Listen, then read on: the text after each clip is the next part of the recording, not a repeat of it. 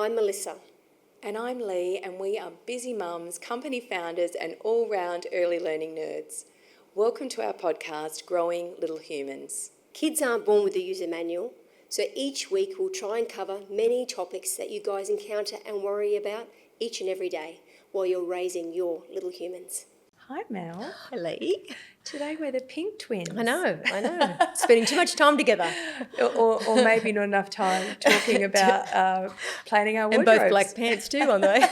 Yeah, pink and black. So today we have decided to have a chat about travelling with small children. Mm-hmm. This is something that we have done a lot right from birth with our kids. You know, when you live in the Middle East as an expatriate and you're living away from your families, we're constantly on planes, several times a year. So I think we have a little bit of knowledge on this subject. I think we definitely do. And I think, the better prepared you are, the better travel experience you're going to have. So I think it's a really great topic to have a chat about. Pardon the pun, you cannot wing it. Yes.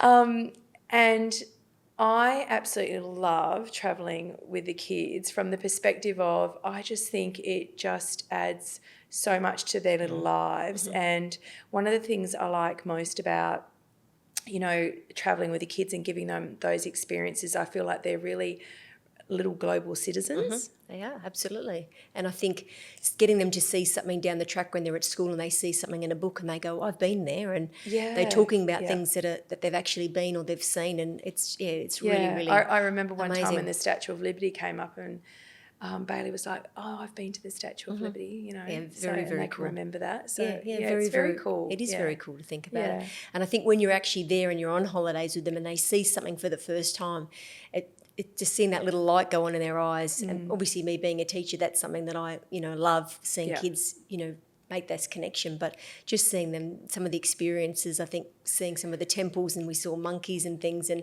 I remember the kids just going, what, like their minds were just blown, and it's so much fun and exciting. And it's about experience of other cultures, experiencing other food. I mean, there's so many elements to it that it's expanding their horizons essentially. And I think too, just taking them out of their normal everyday routines and places and getting them, I think that they become a little bit more resilient with that because they have to adapt, to different environments. But I think one of the best things that you can do is to have some things in place before you go so that you are more prepared. But the first thing is probably, what type of holiday does your family want to have, Like, are you wanting to do a holiday that's a lot more relaxed and it's just going to be beachy, or are you wanting to do something that's more sightseeing orientated, and they're the harder ones because you're keeping the kids on the go, and you've kind of got to start to factor in, some sleep times and some downtime, just so you don't completely exhaust them and have nasty little monsters on your hand. And all the snacks and all the bits and pieces that you've got to travel with, because especially when they're very little, they don't travel very lightly, do they? Yeah, so, I think, when you're considering what type of a holiday, cruises are a fantastic holiday for a family. We've done a few cruises together with the kids, and we did them when the kids were actually really quite little. They were. And, cruise ships, I mean, number one, you're not packing and unpacking. I know, I was going to say that is the best thing about it, isn't it? The best. There's washing machines on board. Always got to think of that when you've got kids, don't you? And, there's kids club. And there's, family pools, and then there's usually adult only as well, so they don't have to listen to our kids screaming. Yes, exactly. But, it's like, it's really... with joys for screaming. Yeah. And nanny services as well. Yes, nanny services, babysitting, if you wanted to go out at night. And then also I loved that we would... get off in a port for a day, and the kids would have a super busy day.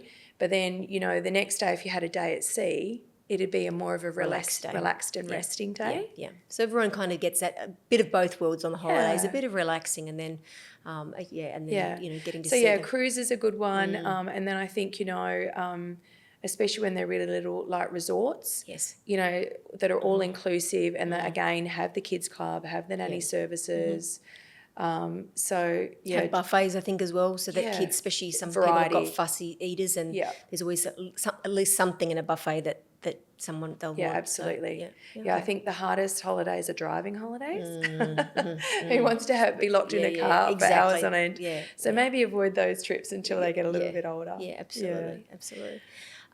So I was going to say to you, so what do you think, so we've talked a little bit about, what kind of destinations. So if we say we decided we wanted to do a cruise, what would we do to sort of get organised in the lead up to that sort of holiday? That's actually the key, is being prepared. And I know, number one, the first thing is start to talk to the kids about the trip. Because they just need to get used to the idea, especially if it's their first time ever. I mean, if they've grown up doing it, they're used to it. But especially if they've never been on a trip before, they need to understand that they're going to be in airports, that they're going to be at hotels, and just preparing them, I think, is really key. Talk about it. Yeah, definitely. Yeah. I think as well, it's sometimes, especially certain times of the year, the airports are so busy, and maybe you're travelling at 2:00 in the morning or something, and they're completely out of their routine. So I think them being a bit prepared for, everyone's leaving because it's holidays and it's going to be really busy, and the airport, I need you to hold my hand, and I need you to, this is what the whole process is going to look like. But I think that's actually a really good point you're making there too, Mel, about the time of day of the flight. Yes. According to how your child's routined and, how much, whether they're a good sleeper or a bad sleeper, you might choose to do, and also how long the flight is. Yeah. You may choose to deliberately choose a morning flight, or you may actually deliberately choose a night flight in the hope that you'll get on and they'll go to sleep. And they'll just zonk out and be asleep, for much of the way. Yeah. So I think there's so much talk about that. Do you, follow their routine and put them in their pajamas, and if it's nighttime, or do you deal with that when you get to the other end? I don't know. There's pros and cons, isn't there? And that's why I think it's really dependent on the child, and only what you think your child is going to handle best. Because daytime flights means they're probably going to be awake most of it. Yeah, awake most of the time. And I mean, there's I think, again, being organised, they can, obviously there's TVs on planes most of the time, but, you need to make sure that everything they need to keep themselves amused, because they can't be walking up and down the aisles, and, especially, that's definitely something. I remember Sky was starting to toddle, and he just didn't want to sit in his seat. It wasn't a long flight, but I was holding his hand, and we kind of walked up to the aisle, went to the bathroom, come back, and the cabin crew said to us, you have to sit in your seat pretty much the whole time. And that age when they're just having it was difficult. I remember it being difficult. So one thing, I always had a little tradition with my kids, and they still talk about it now, and actually because I was talking to my son today about recording this episode, and he was even fondly remembering it, was that I bought them little backpacks that were backpacks that they only used when they travel. And then I would fill that backpack for each child with lots of special little things. So, according to what each of them liked to do. And, Bailey always had, art and crafty kind of things, because she loved to do activities or painting or crayons or whatever. And Colt usually had some Lego, and I tried to give him some activity books and what have you as well. And then they'd have special snacks. There's always a juice or two in there, depending on the length of the flight. And they would get so excited because they would put their backpack on, and they were so good because they were not allowed to look inside. So they didn't know what treasures were in that backpack, and they were not allowed to open it until they got right through to the gate. Okay. And sometimes we'd even make them until they got on board the flight, depending on, what the situation was. But, so many times they were a little bit grumpy if it was at night or what have you. And that would save us, because the thrill of seeing what they got is kind of like a Christmas morning situation. Yeah, lovely. So, and that they just loved it, and they still talk about it. So I think, that can be a really cool thing if especially if they're kids that travel regularly. Yeah, absolutely. And I think that just, again, that they know that that's their routine when they're on the plane. Now they've got to get on and get their belt on, and they've got their things to amuse themselves, and talking about the length of the flight and things like that. So that's really, really nice. And I think some parents that are maybe have a couple of children that are struggling with that, that's a really good idea for them to do that and use it, like you said, something that's special just for just for when they travel. And those are things that they can use when they get to their destination as well. Exactly, and I think it's actually a really good habit for them to get into, that they have to carry some of their own things, because like mum and dad are carrying a lot of stuff. So it's really nice if you can get them into the habit that they actually have their little backpack on, and even if it's just got their snacks in a juice box or a water bottle in it, it's their responsibility. It's still some weight that you're not having to carry, and that, they're having a little responsibility. I think that's really good. Yeah, involve them in the travel process. And another thing that airports do really well is a lot of airports have like a child playground. And I think that if, depending on when you're getting there and if you've got the time to utilise it, it can be a great way to run some steam off. Before you get on. Yeah, stretch your legs and get a bit of, definitely.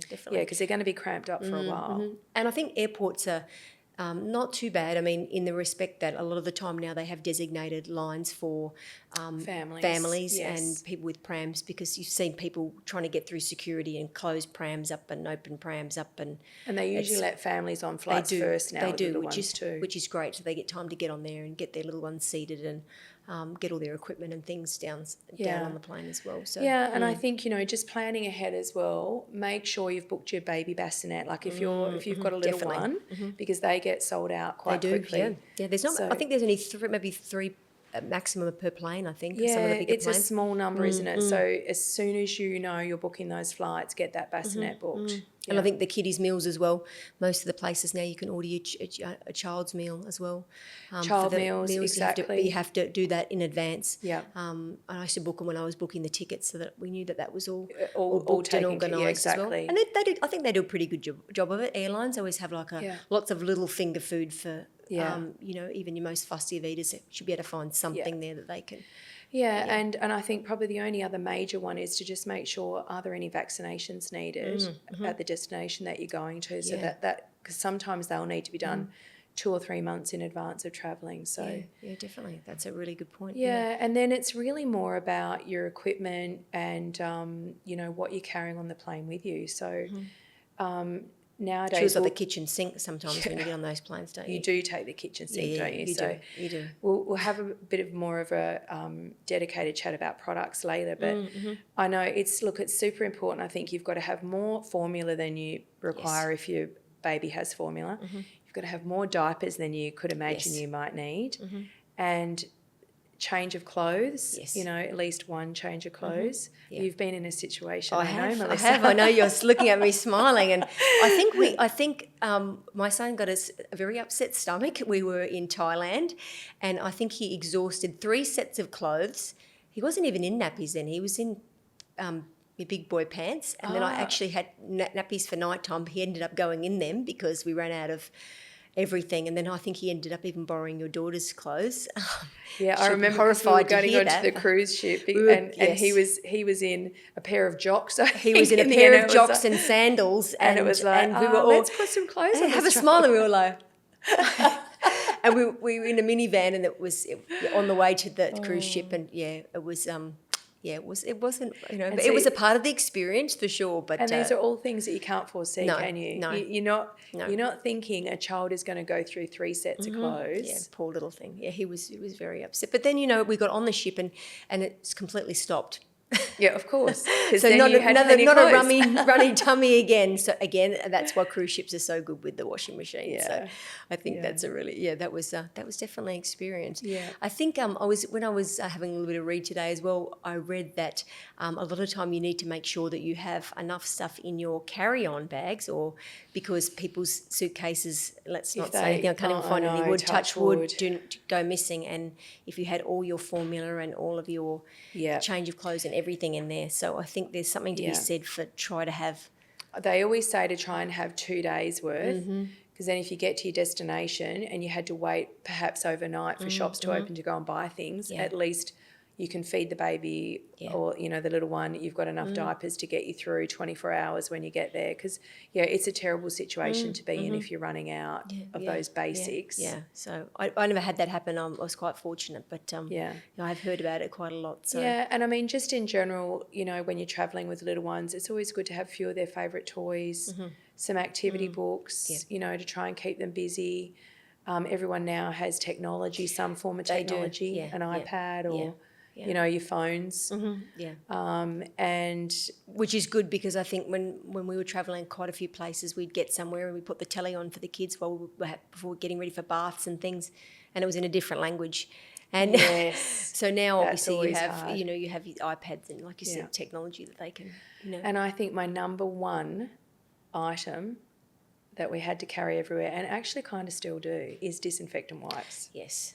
You can never be without them. No. I travel with Lee regularly, and she's always wiping down everything we get on the plane. So there's a lot of germs on planes, let's face it. And haven't, like, especially me, I have had some horror things that I can only assume I caught on the plane. Yeah, definitely. So, you know, eye infections and a girlfriend many years ago said to me, it is the worst place, scientifically proven, for the number of germs. So my poor children have been brought up wiping down the tray, those tray tables, the trays, wiping down their seatbelts, everything when we get on. I'm a little bit OCD about that. Really. But again, if it's stopping you, you know, how many hands have been on there? So you need to think about that. And especially little ones, they love to put everything in their mouth. So if you can keep that area as clean as you can, keep their little hands as clean as you can on the plane, then, you know, hopefully they're not picking up something that's going to give them a runny tummy on the way to Bangkok. So, you know. It's nasty. Yeah. Anyway, no, we survived. We did. Yeah. So there you go. Yeah, and I think, look, you know, when you get to your destination, you know, choose your hotel carefully. Like, we always found that it was better to stay in apartments, didn't we? Because we love that there's a bit more space. Yes. Hopefully you've got a washing machine and dryer. And also you've just got a little kitchenette, so, you know, you can have breakfast in the mornings, like, because kids always want to eat so early you know, as soon as they wake up. So at least you can kind of still maybe take it a little bit slower. And at 5 a.m. you can feed them. Yeah, exactly. And then especially a lot of the time restaurants and things don't open till later. Yeah. You know, a lot of the time I think we went somewhere and the dinner buffet and that didn't start till 8 o'clock, so that was a bit of a sort of a challenge. So the fact that we had a little kitchenette, we could just prepare him something and keep him going until you get out for dinner. Until we go out yeah, for it's dinner. Just nice to have the space, I think, too. You know, and then making sure you know, you've got your tours booked. If you're going to order a babysitter, like try and do that ahead of time, because they get booked out as well. They do. So I think it's really about being super organised and just thinking ahead. Trying not to wing it too much when they're little. I think as they get older, it gets easier with every year, doesn't it? From about the age of 2. It does, yeah. I feel like. Yeah, I think you start taking less stuff and you get a bit better at knowing what you're looking for. You know, you went somewhere and you didn't get what you needed, so next time you're looking, you're specifically asking for that, making sure that if you're getting picked up that there's a car seat for your child or taking one with you. You know, all those sort of little hits and tips that you just get better at it the more you travel. So hopefully today we're preparing listeners for a little bit of organisation from some of the things that we've shared. So it'll be helpful. Absolutely. Finally, Mel, let's have a bit of a chat about some of the pieces of equipment that we've kind of found it super important to think about when you're travelling. Though I have to admit, I really did have to have a good chat with a few girlfriends that have got little ones now, because it's been a long time since you and I have been travelling with little kids. Yes. So I kind of checked, you know, what the latest things are and that are trending at the moment, but also just with girlfriends, like what are they using? Because most of our friends are still travelling super frequently with their little ones. Yes. I think the number one piece of equipment that you can have is a travel stroller, because we all know what it's like when they take your stroller off of you at the gate. Yes. And then you might not get it back then until you're getting your suitcases. Yeah, and there's a long walk through some of those airports, isn't it? It is, especially if you've got more than one child. So, and especially if you're on your own. Yeah, like we often have been. So to have a baby stroller or a stroller that you can pack up and you can put it into the overhead cabin on the plane is so helpful. And also that it's got the one-hand spring release. Yes. Yeah. Especially if you've got a little barb and you're trying to get the toddler into a stroller. So at the moment I know that the two that are the most commonly talked about are Baby Zen Yo-Yo 2. Okay. And also there's one that's a little bit cheaper and it's called the GB Pocket All-Terrain. Okay. So we will definitely be popping all the links to these products in our show notes. But yeah, they seem to be the two that everybody's talking about taking on the plane. I'd love to see what some of the listeners think about them and their personal experiences. Yeah, to give us some feedback on and your favourites as well, because we can always update our show notes as we go and share them. But I know one that we constantly had with us was the booster seat that we could, number one, we could sit it on any seat. So you can even use it on the plane. But then when you're in restaurants and cafes and when we wanted to feed our own kids as well, it's kind of just, you don't have a high chair, but they're strapped in, so they kind of feel like they're... Yeah, they're not going anywhere, and you know that you can feed them, especially my two boys never used to like to sit. They always want to go, so at least then it was a bit of... And it gives them that height sitting at a table. And how many places did we go that there were no high chairs, or there was only a couple of high chairs and they were really being used. Yeah. So it's a big difference for a little one to be in a big sort of chair like that. And they're super light, so they're always a really good investment, and they're not an expensive piece of equipment. No, they were really good. There's a couple of really good car seats that are good for travelling, and again, that pack down small. Okay. So I'll pop a link to them in the show notes. And then I know the other one that you and I just loved, and this is actually not even for travelling, this was just for daily life, was the foldable toilet seat. Yeah, amazing. Game changer. Absolutely. Because, you know, when you're on I used to freak out when Bailey had to use a public toilet. And, you know, they're little, they don't get germs, so they're putting their hands on everything. They do. And you worry they're going to fall in. You've got to try to help them, and, it's a lot. Yeah, so to have a little toilet seat that fits their little bottoms and that folds down to nothing, and they're so lightweight. Yeah. So you just pop it in your nappy bag, and wherever you go, it's there with you. Yeah. Yeah, so it just makes life more convenient, more comfortable, and, you know, less germ-free. Yeah, absolutely. And also, like you said, you know, before with potty training, you know, it's difficult and has its challenges enough as it is. So at least wherever you go, when they feel the need to go, they're comfortable enough to be able to do that without you trying to hold them on the toilet seat or, you know, whatever. So, yeah. And then I think the last piece of equipment was, well, it's not really equipment, but instead of them wearing those, when we had little kids, it was baby swim nappies. Yes. But now they have so much great swimwear that is just washer and reusable. Yes. But then, you know, if they do a wee while they're wearing it, at least it's not, you know, running down their legs, or you're using those, you know, nappies that are just going into landfill. So I feel like they're definitely really more of a good. sustainable option to it. Yeah, you know, way more sure. sustainable. Yeah, amazing. Yeah. Yeah, So, yeah, there's so much equipment, but, you know, they're just a few of the basics that we kind of used and we thought were really handy. Yeah, and I think, you know, like you said, you know, we're talking about getting organised for your trip, and these are the sort of things that you're going to need for travelling outside your normal home. You need the stuff that's in your home, but you need to be able to, it needs to be travel, it needs to be able to portable. So I think preparing yourself, and sometimes you don't have to buy that stuff yourself. You can borrow that off a friend, or, you know, if you can't get it. Yeah, exactly. We used to often, you know, share things around, didn't we, like that for travelling? Yeah, for sure. Yeah, so we will pop these products into our show notes, and also some links to articles that we found really handy and that, you know, have got some really good top tips for travellers. To brush up on our little travelling with little ones. Yes. So yeah, thank you. And we'd love to hear from the audience. Like, if there's any topics you would like us to discuss, please let us know, and any of your top tips, and we'd love to add them into our show notes. Yeah. Thanks so much. Thanks. See you. And here come the legals. Our podcast is purely brought to you for educational and entertainment purposes. We are just two hectic mums, and we are certainly not licensed therapists. This podcast is not intended as a substitute for the advice of licensed or qualified professionals. And if you do need some help, please seek out some professional advice.